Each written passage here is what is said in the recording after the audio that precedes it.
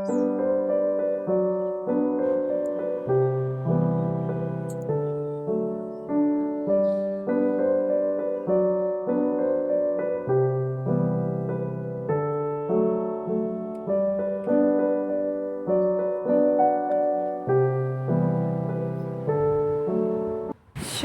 বন্ধুরা, কেমন আছো তোমরা সবাই? আশা রাখছি সকলে ভালো আছো, আমরাও বেশ আছি। তো আমি বর্ণি, আমার নতুন একটি ব্লগ ভিডিওয়ে তোমাদের সকলকে স্বাগতম।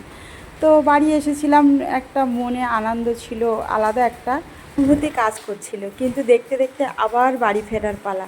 তো এক রাশ মন খারাপ নিয়ে বাড়ি ফেরার পালা আমাদের। তো কাজে তো ফিরতেই হবে। আর এই যে দেখো, সকালবেলা উঠেই আমরা কলকাতার উদ্দেশ্যে রওনা দেবো। তো সেই কারণে বাবা কিছু পুকুরের মাছ ধরে দিচ্ছে নিয়ে আসার জন্য। আর জানো তো, সকাল থেকেই না খুব বৃষ্টি শুরু হয়েছে। তো টিপটাপ বৃষ্টি পড়তেই আছে, কিন্তু আমাদের যেতেই হবে। আজ দিনটা থেকে গেলে হয়তো ভালো হতো, কিন্তু থাকার মতো পরিস্থিতি নেই। তো আমরা বেরিয়ে পড়েছিলাম, মা মাছ টাছ কেটে গুছিয়ে দিয়েছিল। আর এই যে দেখো, আমরা বেরিয়ে পড়েছি। আর বাড়ি থেকে হেঁটে আমাদের দাউদপুর বাজার, ওখান থেকে তিনমুখ চলে এসে ক্যানিং ট্রেনে উঠলাম। তো আর ভিডিও কিছু করিনি। তো তারপরে দেখো বাড়ি চলে এসেছিলাম। আর জানোই তো, কোথাও গেলে একটা ব্যাগ গোছানোর ব্যাপার থাকে, আর কোথাও থেকে আসলে সেগুলো পরিষ্কার করে ধোয়ার একটা ব্যাপার থাকে। তো এই যে দেখো, আমরা তো তিনজনই গেছিলাম। তো তিনজনের প্রচুর জামা কাপড় ধুতে হবে। তো সেগুলো আমি ব্যাগ থেকে বের করে রাখছিলাম বাইরে। আর ওদিকে আদির খিদে লেগেছে। তো আমরা বেরিয়েছি সেই সকাল 7:30টার দিকে।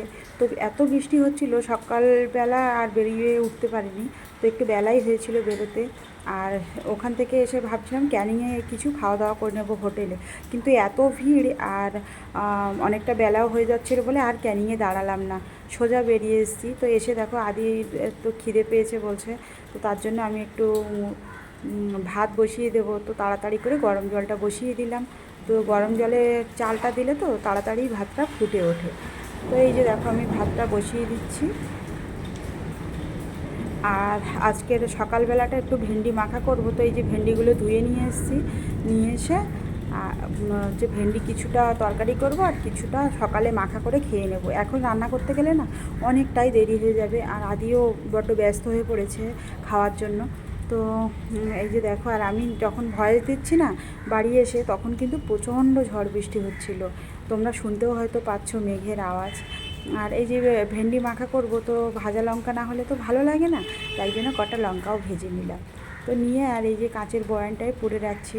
তো কাঁচের কৌটায় ভরে রাখলে কী হয় বলো তো, ঝালগুলো না খুব মচমচে থাকে, নরম হয় না। তো ঝালগুলো ভরে নিয়েছিলাম, নিয়ে তারপরে একেবারে তরকারিটা করে নিলাম। ভেন্ডি, আলু আর বাড়ি থেকে যে মাছ নিয়ে এসেছিলাম, তো সেই মাছ দিয়েই তো আজকে তরকারিটা করলাম।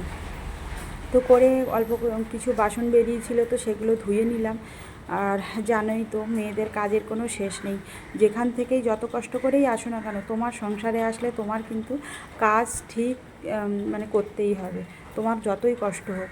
তো এই যে দেখো, আমি বসে পড়েছিলাম যে সকালের খাওয়ার বাসনগুলো মাজতে। আর এই যে সাদা বক্সটা দেখছো, এই বক্সটায় করে মাছ নিয়ে এসেছিলাম। তো অন্যবার কন্টেনারে করে নিয়ে আসি, কিন্তু এইবার এই বক্সটা নিয়ে না খুবই সুবিধা হয়েছে। তো এই বক্সটার ভিতরে অনেকটাই মাছ আসে, প্রায় 5 কেজি মতো মাছ ধরে যায় বক্সটায়। তো আর মাছগুলো খুব ভালো ছিল। অন্য কিছুতে আনলে তো ট্রেনে ট্রেনে চাপে কৌটা খুলে যায় অনেক সময়, মানে মাছের থেকে জল বেরিয়ে পড়ে। তো এই কৌটাটায় নিয়ে এসে এই দিক দিয়ে সুবিধা হয়েছে যে কোনো জায়গায় কোনো কিছু মানে পড়েনি, আরও একদম সুন্দরভাবে ব্যাগের ভিতরে ছিল। তো আবারই গুছিয়ে রাখছি, আবার কবে বাড়ি যাওয়া হবে তখন আবার মাছ টাছ আনা হবে। তো পরিষ্কার করে গুছিয়ে জল ঝরিয়ে রেখে দিলে আবার যখন যাব তখন আবার মাছ নিয়ে আসবো।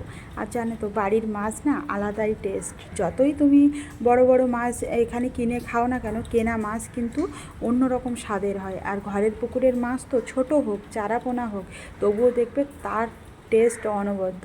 তো যাই হোক, অনেক মাছই নিয়ে এসেছি। তো নেব না করতে করতে মা অনেকটাই মাছ দিয়ে দিয়েছে। আর মাছগুলো আমি এসে ধুয়ে ফ্রিজে রেখে দিয়েছি। তো মা ধুয়ে দিয়েছিল, আমি আবার করে ফ্রিজে রেখে দিলাম। আর গেছিলাম তো বাড়িতে, ওই জন্য বাজারঘাট কিচ্ছু করা হয়নি। তো আদির বাবাকে পাঠিয়েছিলাম বাজারে। তো আপাতত আলু নিয়ে এসছে, আর ভেন্ডি নিয়ে এসেছিলো, আর পেঁয়াজ রসুন ঘরে কিচ্ছু ছিল না, তো সেগুলোই নিয়ে এসেছিলো।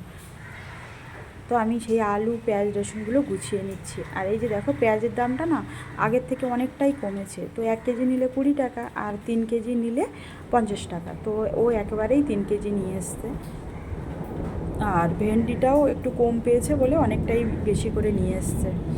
তো আমি ভয়েস দিচ্ছি, কিন্তু এত মেঘের শব্দ হচ্ছে, তো মেঘ ডাকছে খুব জোরে। জানি না তোমরা ঠিকঠাক শুনতে পাচ্ছ কি না।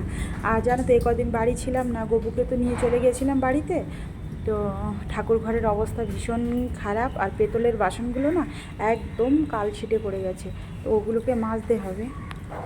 তার জন্য পাউডার বানাচ্ছি আমি না, এই পাউডার দিয়েই পেতলের জিনিসপত্রগুলো মাজি।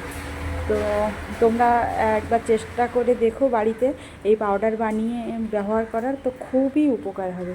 বেশি মাজতেও হবে না, বাসনে লাগালেই বাসনের যে চিটচিটেনি ভাবটা উঠে যায়। তো আমি এই পাউডারটা কী দিয়ে বানাই চলো তোমাদের সঙ্গে বলি। তো পাউডারটা বানাই হচ্ছে আটা, যে কোনো আটা, পুরানো হোক নূতন হোক, যে কোনো আটা হলে হবে। আটা, ওর সঙ্গে সার্ফের গুঁড়ো, আর ওই টক চিনি। টক চিনি বলতে যেটাকে চাটনিতে দেয় না, কি একটা অ্যাসিড বলে, আমি নামটা ভুলে যাচ্ছি। তো ওই অ্যাসিড দিয়ে মিক্সিতে গুঁড়ো করে নিলে এই মানে পাউডারটা তুমি জারে রেখে দিলে, যখনই মাজলে একটু বাসনে লাগিয়ে নিলে তোমার পেতলের বাসন একদম চকচকে। তো তার জন্য আমি দেখো বাড়ি দিয়ে টক চিনি নিয়ে এসেছিলাম। তো ওখানে একটু দাম কম, তাই ওখান থেকেই টক চিনিটা নিয়ে এসেছিলাম।